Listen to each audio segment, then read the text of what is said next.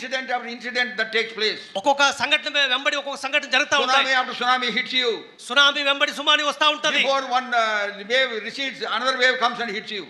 ఒకటి పోతే ఇంకొక బాధ వస్తది. So we are hit from all sides. కాబట్టి అన్ని వైపుల నుంచి మనం కొట్టబడతాం. Then you may cry, oh Lord, who will deliver me from this tight అప్పుడు corner? ప్రభువా ఈ పరిస్థితిలో ఎవరు నన్ను రక్షిస్తారు? Oh Lord, who will deliver me? ప్రభువా ఎవరు నన్ను విడిపించగలరు? Even when you are in such a trouble, Lord is working on your behalf. You should know that. ఇటువంటి పరిస్థితుల్లో కూడా దేవుడు నీ వైపు ఆయన పనిచేస్తా ఉన్నాడు. Because he loves you. ఎందుకంటే ఆయన నిన్ను He ప్రేమిస్తున్నాడు. gave his life for you. ఆయన నీ కోసం తన జీవితాన్ని He shed ఇచ్చాడు. his precious blood for ఆయన you. ప్రశస్తమైన రక్తాన్ని కార్చాడు. If you come to him, ఆయన దగ్గరికి వస్తే he will take care of your whole life. నీ పూర్తి జీవితాన్ని ఆయన తీసుకుంటాడు. He controls every situation. ఆయన ప్రతి పరిస్థితిని ఆయన అధీనంలో He ఉంచుకుంటాడు. guides you and gives right direction in your life. ఆయన ఏ మార్గంలో వెళ్ళాలని నీకు తెలియపరుస్తాడు. So my suggestion is, నా సలహా ఏంటంటే Trust him. ఆయన యందు విశ్వాసం ఉంచండి. depend upon him. ఆయన యందు ఆధారపడండి. He will never let you down. ఆయన మిమ్మల్ని ఎన్నడూ ఎడబాయడు.